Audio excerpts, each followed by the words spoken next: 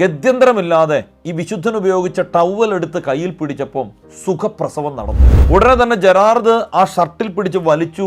ഉടനെ തന്നെ ആ ഷർട്ടിൻ്റെ വലുപ്പം വർദ്ധിച്ചു. അടുത്ത വിളവെടുപ്പ് കാലം വരെ ആ ഗോതമ്പ് തീരാതിരുന്നു എന്നാണ് ചരിത്രം നമ്മളോട് പറയുന്നത്. അതോടുകൂടി ജെറാർഡിനെ അന്നു മുതൽ ആ ഗ്രാമത്തിലെ ആളുകൾ ഒരു വിശുദ്ധനായി പരിഗണിക്കാനായിട്ട് തുടങ്ങി. ഇറ്റലിയിലെ മൂറോ എന്ന് പറയുന്ന ഗ്രാമം, അവിടുത്തെ ഒരു മലമ്പ്രദേശത്ത് ഒരു ഗ്രോട്ടോയുണ്ട്. ആ ഗ്രോട്ടോയുടെ മുൻപിൽ ഒരു 5 വയസ്സുകാരനും ഒരു ബാലനുമായി ഓടിക്കളിക്കുകയാണ്. പക്ഷെ കാണുന്നവരെല്ലാം ഈ കാഴ്ച അമ്പരപ്പെടുത്തുകയാണ്.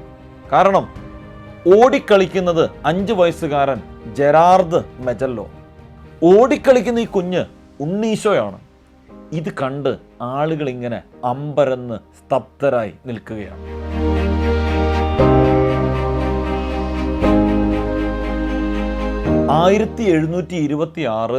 ഏപ്രിൽ 9 തയ്യൽക്കാരായ മാതാപിതാക്കൾക്ക് ഒരു വിശുദ്ധനായ കുഞ്ഞ് ജനിച്ചു. അവൻ്റെ പേര് ജെറാർഡ് മെജല്ല. പക്ഷെ അവന് വളരെ ആരോഗ്യം കുറഞ്ഞൊരു പയ്യനാണ്. എങ്കിലും ഈ വീടിൻ്റെ അടുത്തൊരു മൊട്ടക്കുന്നിൽ, സാധാരണ കുഞ്ഞുങ്ങൾക്കൊക്കെ എത്തിപ്പെടാൻ പറ്റാത്തൊരു സ്ഥലമാണ്, അവിടെ ഇവൻ എത്തുമായിരുന്നു. ആ മൊട്ടക്കുന്നിൻ്റെ മുകളിൽ ഒരു ഗ്രോട്ടോയുണ്ട്, പരിശുദ്ധ അമ്മയുടെ ഒരു ഗ്രോട്ടോ. അവൻ അവിടെ ചെന്ന് മുട്ടുകുത്തി നിന്ന് പരിശുദ്ധ അമ്മയോട് പ്രാർത്ഥിക്കുമ്പോൾ ഈ പരിശുദ്ധ അമ്മയുടെ കൈകളിലിരിക്കുന്ന ഉണ്ണീശോ ഈ രൂപത്തിൽ നിന്നും ഇറങ്ങി വന്ന് ജെറാർഡ് മെജല്ലോയോടൊപ്പം കളിക്കുമായിരുന്നു. കളിയെല്ലാം കഴിഞ്ഞ് മടങ്ങിപ്പോകുമ്പോൾ ഈ ജെറാർഡിൻ്റെ നാവിലേക്ക് ഉണ്ണീശോ ഒരു വെള്ളയപ്പം കൊടുത്തിട്ട് പോകുമായിരുന്നു. അത് ശരിക്കും പരിശുദ്ധ കുർബാനയായിരുന്നു. ഈ ജെറാർഡ് തൻ്റെ അമ്മയോട് വീട്ടിൽ വന്ന് പറയും, ഞാൻ ഗ്രോട്ടോയിൽ പോയി മുട്ടുകുത്തി പ്രാർത്ഥിച്ച സമയത്ത് ഉണ്ണീശോ എൻ്റെ കൂടെ ഇറങ്ങി വന്ന് കളിച്ചു എന്നും, കളിയെല്ലാം കഴിഞ്ഞ് മടങ്ങിപ്പോയപ്പോൾ ഒരു വെള്ളയപ്പം എൻ്റെ നാവിൽ വെച്ച് തന്നു എന്നതെല്ലാം ഈ അമ്മയോട് ഈ ജെറാർഡ് സംസാരിക്കുമ്പോൾ അമ്മ പറയും, ഈ കുഞ്ഞ് അതിശയോക്തി കലർത്തി സംസാരിക്കുന്നതാണ്. ഒരുപക്ഷെ കുഞ്ഞ് കളിയെല്ലാം കഴിഞ്ഞ് ക്ഷീണിച്ചപ്പോൾ വഴിപോക്കരായിട്ടുള്ള ആരെങ്കിലും ആ കുഞ്ഞിന് ഭക്ഷിക്കാൻ കൊടുത്തതായിരിക്കാം എന്നൊക്കെ അമ്മ വിശ്വസിച്ചിരുന്നു. ജെറാർഡ് ഇത് ആവർത്തിച്ച് പറഞ്ഞുകൊണ്ടിരുന്നപ്പോൾ അമ്മയുടെ ഉള്ളിൽ അതൊരു സംശയമായി മാറി എന്നതാണ് സത്യം. അങ്ങനെ ഈ സത്യം എന്താണെന്ന് കണ്ടുപിടിക്കാൻ അമ്മ ജെറാർഡിൻ്റെ ചേച്ചിയെ ഈ മൊട്ടക്കുന്നിലേക്ക് വിടുകയാണ്. മൊട്ടക്കുന്നിൽ ചെന്ന് ചേച്ചി സത്യം അന്വേഷിക്കാനായിട്ട് ചെന്നപ്പോൾ ചേച്ചി ആ ദൃശ്യം കണ്ട് ഞെട്ടി. കാരണം ഈ ജെറാർഡ് ഗ്രോട്ടോയുടെ മുൻപിൽ പ്രാർത്ഥിക്കുന്നതും പ്രാർത്ഥനയ്ക്ക് ശേഷം പരിശുദ്ധ അമ്മയുടെ കയ്യിലിരുന്ന ഉണ്ണിയേശു ഇറങ്ങി വന്ന് ജെറാർഡിനോടൊപ്പം കളിക്കുന്നതും, അതുപോലെ കളിയൊക്കെ അവസാനിപ്പിച്ച് മടങ്ങിപ്പോകുമ്പോൾ ഈ ജെറാർഡിൻ്റെ നാവിൽ ഈ വെള്ള അപ്പം കൊടുത്ത് തിരികെ പോകുന്നതും കണ്ട് ചേച്ചി ശരിക്കും അത്ഭുതപ്പെട്ടു പോയി. ചെറുപ്പത്തിൽ തന്നെ ജെറാർഡിന് ഈശോയോടുള്ളൊരു ഇഷ്ടം, പരിശുദ്ധ കുർബാനയോടുള്ളൊരു ഇഷ്ടം, അത് എന്തിനപ്പുറമായിരുന്നു എന്നതാണ് അതിൻ്റെയൊക്കെ കാരണം. പരിശുദ്ധ കുർബാനയോട് അതീവ ഭക്തനായിരുന്ന ജെറാർഡ് നിത്യവും അമ്മയോടൊപ്പം പരിശുദ്ധ കുർബാനയ്ക്ക് പോയിരുന്നു. അങ്ങനെ ഒരിക്കൽ എല്ലാവരും പരിശുദ്ധ കുർബാന സ്വീകരിക്കാനായിട്ട് മുട്ടുകുത്തുകയാണ്.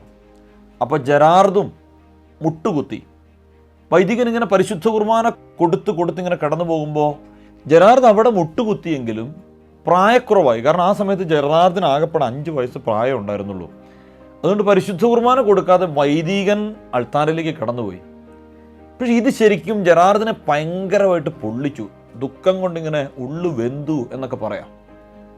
അങ്ങനെ ഈ ജെറാർഡിൻ്റെ ആ ഒരു ദുഃഖം സ്വർഗം കണ്ടു എന്നും, സ്വർഗത്തിലെ സർവാധിപനായ മിഖായേൽ മാലാഖയുടെ കയ്യിൽ സ്വർഗം തന്നെ പരിശുദ്ധ കുർബാന കൊടുത്ത് അന്ന് രാത്രിയിൽ ജെറാർഡ് പരിശുദ്ധ കുർബാന മിഖായേൽ മാലാഖയിലൂടെ സ്വീകരിച്ചു എന്നും ജെറാർഡ് തന്നെ പിന്നീട് സാക്ഷ്യപ്പെടുത്തുന്നുണ്ട്.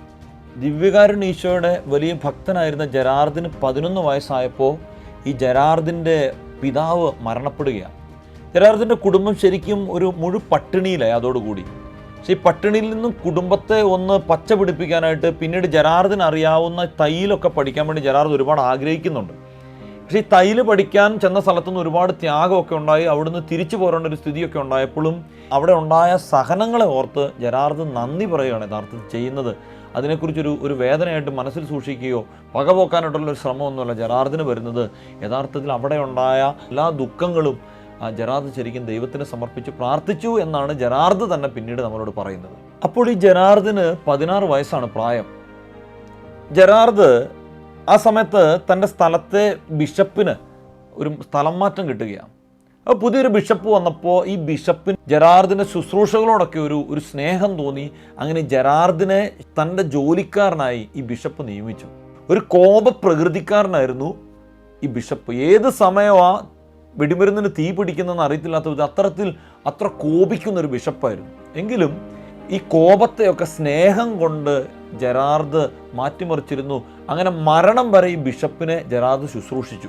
ഒരിക്കലും ഈ ബിഷപ്പ് പുറത്തുപോയ സമയം ബിഷപ്പിൻ്റെ മുറിയൊക്കെ പൂട്ടി വിശ്വസ്തനായ ജെറാർഡിൻ്റെ കൈകളിലേക്ക് തൻ്റെ മുറിയുടെ താക്കോൽ കൂട്ടം ഏൽപ്പിച്ചു. അങ്ങനെ ഈ ജെറാർഡ് അന്ന് വെള്ളം കോരാൻ പോയ സമയത്ത് ജെറാർഡിൻ്റെ കയ്യിൽ നിന്നും വഴുതി ഈ താക്കോൽ കൂട്ടം കിണറ്റിലേക്ക് വീണു. ജെറാർഡ് ഏറെ അസ്വസ്ഥപ്പെട്ടു. കാരണം ബിഷപ്പ് വരും, ഉറപ്പായിട്ടും ബിഷപ്പ് ഭയങ്കരമായിട്ട് പൊട്ടിത്തെറിക്കും. അപ്പോൾ ജെറാർഡിനെ വിഷമിപ്പിച്ചൊരു കാര്യം, ഞാൻ മൂലം ബിഷപ്പ് ഒരു തെറ്റ് ചെയ്യുമല്ലോ, ബിഷപ്പ് കോപിക്കുമല്ലോ എന്ന ചിന്തയാണ്. ഉടനെ തന്നെ ജെറാർഡ് ദേവാലയത്തിലേക്ക് ഓടി അവിടെ പോയി ഉണ്ണീശോയുടെ രൂപമെടുത്ത് ആ രൂപം കയറിൽ കെട്ടി വെള്ളത്തിലേക്ക് ഇറക്കി. എന്നിട്ട് ജെറാർഡ് ഇങ്ങനെ പറഞ്ഞു, നിനക്കല്ലാതെ വേറെ ആർക്കും എന്നെ സഹായിക്കാൻ പറ്റില്ല. അത്ഭുതമെന്ന് പറയട്ടെ, ഈ ഉണ്ണീശോയുടെ രൂപം കിണറ്റിൽ നിന്നും പുറത്തേക്ക് എടുക്കുമ്പോൾ ഈ രൂപത്തിൻ്റെ കൈകളിൽ താക്കോൽ കൂട്ടം ഉണ്ടായിരുന്നു. പിന്നീട് ഈ ബിഷപ്പിൻ്റെ മരണശേഷം ഒരു സന്യാസിയാകാൻ ജെറാർഡിന് അതിയായ ആഗ്രഹമുണ്ടായിരുന്നു. പക്ഷേ ജെറാർഡ് വീട്ടിലേക്ക് പോയി തനിക്കറിയാവുന്ന പഴയ തയ്യൽ പണി പുനരാരംഭിക്കുകയാണ്. അവിടെ ചെല്ലുന്ന സമയത്ത് ഈ പാവങ്ങളുടെ ഇടയിൽ ശുശ്രൂഷ ചെയ്യുക, പാവങ്ങൾക്ക് വേണ്ടി വസ്ത്രങ്ങളൊക്കെ തുന്നിക്കൊടുക്കുമ്പോൾ അതിന് ചിലപ്പോൾ പൈസയൊന്നും മേടിച്ചിരുന്നില്ല. എങ്കിലും ഈ ദിവ്യകാരുണ്യ ഈശോയോടുള്ളൊരു സ്നേഹം പലപ്പോഴും രാത്രികളിൽ കുർബാനയുടെ മുൻപിൽ ഇരിക്കാനും പരിശുദ്ധ കുർബാനയോടുള്ള സ്നേഹത്താൽ നിറയാനൊക്കെ ആയിട്ട് ജെറാർഡ് മാറ്റിവെച്ചിരുന്നു. ചെറുപ്പത്തിൽ തന്നെ അത്ഭുതങ്ങൾ ജെറാർഡിലൂടെ ദൈവം പ്രവർത്തിച്ചിരുന്നു. ഒരിക്കൽ ഇങ്ങനെ തുന്നിക്കൊടുത്ത ഒരു ഷർട്ടിന് വലിപ്പം പോരാ എന്ന് പറഞ്ഞ് ഒരു വ്യക്തി വന്ന് ജെറാർഡിനോട് കലഹിച്ചു. ഉടനെ തന്നെ ജെറാർഡ് ആ ഷർട്ടിൽ പിടിച്ച് വലിച്ചു. ഉടനെ തന്നെ ആ ഷർട്ടിൻ്റെ വലിപ്പം വർദ്ധിച്ചു എന്നാണ് പറയപ്പെടുന്നത്. ജെറാർഡിന് ഒരു സന്യാസിയായി തീരാൻ അതിയായ ആഗ്രഹമുണ്ടായിരുന്നു. അതിനുവേണ്ടി ജെറാർഡ് ഈ കപ്പൂച്ചൻ സന്യാസികളെയും റിഡംറ്ററിസ്റ്റ് സന്യാസികളൊക്കെ സമീപിച്ചു. പക്ഷെ അവരൊക്കെ അനാരോഗ്യം ഉണ്ട് എന്നും വീട്ടിലെ പട്ടിണിയുടെ അവസ്ഥയൊക്കെ ചൂണ്ടിക്കാണിച്ച് അവർ പറഞ്ഞു പോസിബിൾ അല്ല, അത് നടക്കുന്ന കാര്യമല്ല എന്ന് പറഞ്ഞ് നിരുത്സാഹപ്പെടുത്തി. ഒടുക്കം ഈ ജെറാർഡ് അമ്മയ്ക്കൊരു കുറിപ്പ് എഴുതി വെച്ചു, ഞാനൊരു വിശുദ്ധനാകാൻ പോവുകയാണ് എന്ന് പറഞ്ഞ് ഇടവക ധ്യാനത്തിനായിട്ട് വന്ന ഒരു സന്യാസിയുടെ ഒപ്പം കൂടി അദ്ദേഹത്തെ നിർബന്ധിപ്പിച്ച് അദ്ദേഹം ഈ ജെറാർഡിനെ സ്വീകരിക്കാൻ തയ്യാറായി. അങ്ങനെ ജെറാർഡിനെ നോഷിറ്റിലേക്കും സന്യാസ പരിശീലനത്തിലേക്കൊക്കെ വിടുകയാണ്. 4 പേര് ചെയ്യുന്ന ജോലി ജെറാർഡ് ഒറ്റയ്ക്ക് ദൈവസ്നേഹത്തെ പ്രതി ചെയ്യുമായിരുന്നു എന്നാണ് ചരിത്രം നമ്മളോട് പറയുന്നത്. ഈ ജെറാർഡ് എപ്പോഴും കൂടെ പറയുമായിരുന്നു, ദൈവം ആഗ്രഹിക്കുന്നത് എന്തോ ദൈവത്തിൻ്റെ ഹിതം എന്നിൽ നിറവേറട്ടെ.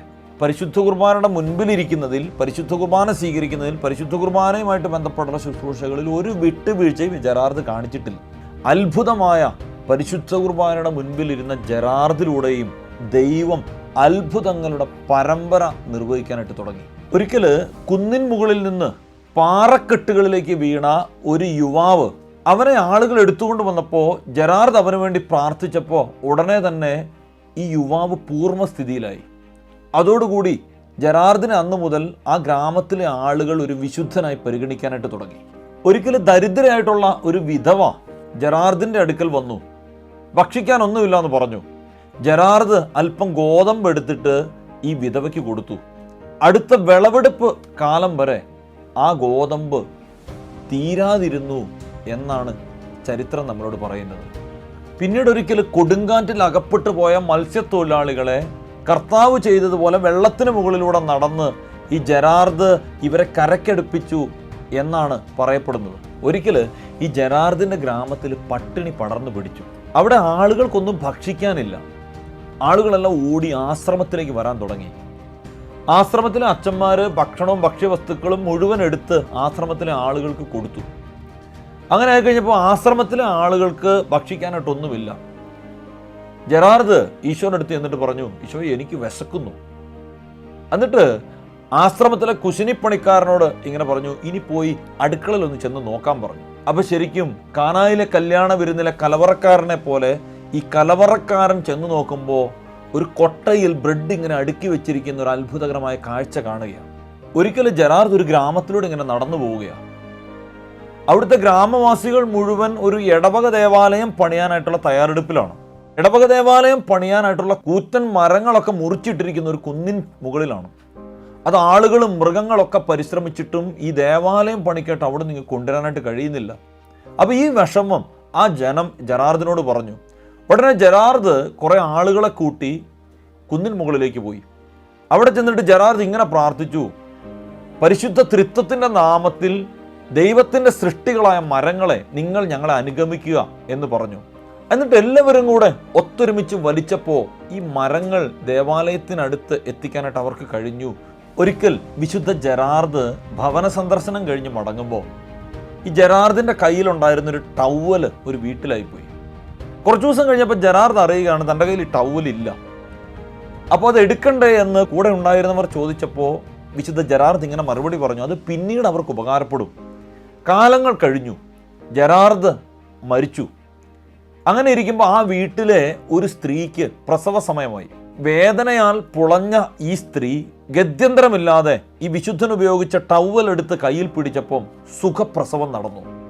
ജെറാർദിനെ യഥാർത്ഥത്തിൽ ഇന്ന് ഗർഭിണികളുടെയും കുഞ്ഞുങ്ങളുടെയും വിശുദ്ധനായിട്ടാണ് സഭ വണങ്ങുന്നത്.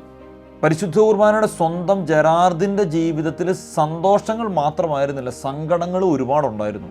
ഒരിക്കൽ ഒരു പെൺകുട്ടിയെ ജെറാർദ് മഠത്തിൽ പറഞ്ഞു വിട്ടു. പക്ഷെ അവിടുത്തെ സാഹചര്യങ്ങളുമായിട്ട് പൊരുത്തപ്പെടാൻ ആ പെൺകുട്ടിക്ക് കഴിയാതെ പെൺകുട്ടി മടങ്ങിപ്പോന്നു.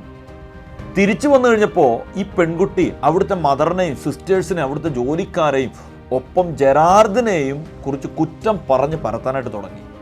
ഈ വിശുദ്ധനായ മനുഷ്യ മനസ്സുകളിൽ ചിരപ്രതിഷ്ഠ നേടിയ ഈ ജെറാർദിനെ കുറിച്ച് ഈ പെൺകുട്ടി പറഞ്ഞതൊന്നും ആളുകൾ വിശ്വസിച്ചില്ല. അങ്ങനെ ഇരിക്കെ ഈ പെൺകുട്ടി ഒരു അവിശുദ്ധ ബന്ധം ഈ ജെറാർദിൽ ആരോപിച്ച് അവരുടെ സഭയുടെ സ്ഥാപകനായ അൽഫോൻസ് ലിഗോരിക്ക് ഒരു കത്തെഴുതി. ഈ കത്ത് കിട്ടിയ ഉടനെ തന്നെ അൽഫോൻസ് ലിഗോരി ജെറാർദിനെ തൻ്റെ അടുക്കലേക്ക് വിളിച്ചിട്ട് അൽഫോൻസ് ലിഗോരി 2 കാര്യം ജെറാർദിനോട് പറഞ്ഞു. ഒന്ന്, ഇനി ആശ്രമം വിട്ട് പുറത്തേക്ക് പോയാക്കരുത്. രണ്ടാമത്തെ കാര്യം, ജെറാർദിന് ചിന്തിക്കാൻ പറ്റുന്നതിനപ്പുറത്തെ ഒരു വലിയ ശിക്ഷയായിരുന്നു. ഇനി പരിശുദ്ധ കുർബാന സ്വീകരിക്കരുത് എന്ന് ജെറാർദിനോട് പറഞ്ഞു. അത് ശരിക്കും ജെറാർദിന് താങ്ങാൻ പറ്റാവുന്നതിനും അപ്പുറത്തായിരുന്നു. അങ്ങനെ ഏതാനും നാളുകൾ കഴിഞ്ഞപ്പോൾ ഈ പെൺകുട്ടി മാനസാന്തരപ്പെട്ട് വിശുദ്ധ അൽഫോൻസ് ലിഗോരിയുടെ അടുത്ത് ചെന്ന് പറഞ്ഞു, ഞാൻ ഈ കഥ കെട്ടിച്ചമച്ചതാണ്.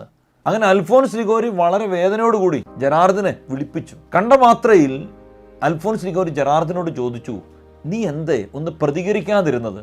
തെറ്റ് ചെയ്തില്ല എന്ന് നിനക്ക് പറയാമായിരുന്നില്ലേ? അപ്പോൾ ജെറാർദ് പറഞ്ഞു, അങ്ങയുടെ സ്വരം ദൈവസ്വരമല്ലേ, ഞാൻ അനുസരിക്കാൻ കടപ്പെട്ടവനല്ലേ? അങ്ങയുടെ മുൻപിൽ നിന്നപ്പോൾ പീലാത്തോസിൻ്റെ മുൻപിൽ നിന്ന ക്രിസ്തുവിനെയാണ് എനിക്ക് ഓർമ്മ വന്നത് എന്ന് ഈ ജെറാർദ് അൽഫോൻസ് ലിഗോരിയോട് പറഞ്ഞു. അതുകൊണ്ട് തന്നെ തെറ്റിദ്ധരിക്കപ്പെടുന്നവരുടെ വിശുദ്ധനായി കൂടി ജെറാർദിനെ സഭ വണങ്ങുന്നുണ്ട്. ജെറാർദിൻ്റെ മുറി തന്നെ വിശുദ്ധിയിൽ വളരാനായിട്ടുള്ള ഒരു വിദ്യാലയമായിരുന്നു. ജെറാർദ് കിടന്നിരുന്നത് വൈക്കോൽ വിരിച്ച ഒരു കട്ടിലിലായിരുന്നു. ജെറാർദ് തലയണയ്ക്ക് പകരം ഉപയോഗിച്ചുകൊണ്ടിരുന്നത് 2 ഇഷ്ടിക കഷ്ണങ്ങളായിരുന്നു. ജെറാർദിൻ്റെ മുറി പലപ്പോഴും കൊതുകുകളുടെ ഒരു കേളി രംഗമായിരുന്നു. ആരോ ഒരിക്കൽ ജെറാർദിനോട് പറഞ്ഞു, മുറിയിൽ നിറയെ കൊതുകുണ്ടല്ലോ. അപ്പോൾ ജെറാർദ് പറഞ്ഞു, ഈ മുറിയിൽ കൊതുകുള്ളത് കൊണ്ട് എനിക്ക് രാത്രിയിൽ എഴുന്നേറ്റ് കർത്താവിനെ സ്തുതിക്കാമല്ലോ. മത്സ്യമാംസാദികളൊന്നും ജെറാർദ് ഭക്ഷിച്ചിരുന്നില്ല. ഭക്ഷണത്തിൽ പലപ്പോഴും ചാരമിട്ടായിരുന്നു ജെറാർദ് ഭക്ഷിച്ചിരുന്നത്. അങ്ങനെ ഈ ലോക സുഖങ്ങളോടൊക്കെ ഒരു ഉപേക്ഷ കാണിക്കാൻ ജെറാർദ് വളരെയേറെ ശ്രദ്ധിച്ചിരുന്നു എന്നതാണ് സത്യം. ജെറാർദ് തൻ്റെ ഇടവകപ്പള്ളിയായ മൂറോ ഇടവകയിൽ പള്ളിപ്പെരുന്നാളോടനുബന്ധിച്ച് നാടകം കളിക്കുമ്പോൾ അതിനകത്ത് ക്രിസ്തുവിൻ്റെ വേഷം ജെറാർദ് ചോദിച്ചു മേടിക്കും. എന്നിട്ട് കൂടെ അഭിനയിക്കുന്ന പട്ടാളക്കാരോട് പറയും, നിങ്ങൾ അടിക്കുമ്പം അഭിനയിക്കണ്ട, ശക്തമായി അടിച്ചോ എന്ന് പറയും. അങ്ങനെ ആ നാടകം കണ്ടിരുന്നവരൊക്കെ ഈ ജെറാർദിൻ്റെ സഹനം കണ്ട് മാനസാന്തരപ്പെട്ട് ഒരുപാട് പേര് ക്രിസ്തുവിനെ അറിഞ്ഞു, ക്രിസ്തുവിലേക്ക് വന്നു എന്നതാണ് ചരിത്രം നമ്മളോട് പറയുന്നത്. 1755 ഒക്ടോബർ 16 ജെറാർദ് മെജല്ലോ ഈ ലോകത്തോട് വിട പറഞ്ഞു. 1904 ഡിസംബർ 11 വിശുദ്ധ 10-ാം പിയൂസ് മാർപ്പാപ്പ ജെറാർദിനെ വിശുദ്ധരുടെ പദവിയിലേക്ക് ഉയർത്തി. പ്രിയപ്പെട്ടവർ, ജെറാർദ് പഠിപ്പിക്കുന്ന ചില കാര്യങ്ങളുണ്ട്. ഒന്ന്, അകാരണമായി നമ്മൾ സഹിക്കുമ്പം, തെറ്റിദ്ധരിക്കപ്പെടുമ്പം ഈ ലോകത്താരും നമ്മളെ മനസ്സിലാക്കില്ല എന്ന് ചിന്തിക്കുമ്പം ദൈവം നമ്മളെ മനസ്സിലാക്കും എന്ന് ജെറാർഡ് നമ്മളെ പഠിപ്പിക്കുന്നു. ജെറാർഡ് നമ്മളോട് പറയുന്ന മറ്റൊരു കാര്യം, പരിശുദ്ധ കുർബാനയോട് ചേർന്ന് നിൽക്കുക.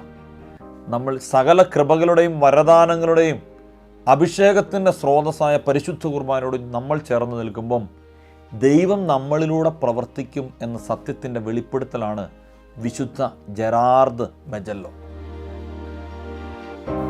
വിശുദ്ധ കുർബാനയുമായി ബന്ധപ്പെട്ട വീഡിയോകൾ നിങ്ങൾക്ക് ലഭിക്കാൻ ഈ ചാനൽ സബ്സ്ക്രൈബ് ചെയ്യുക.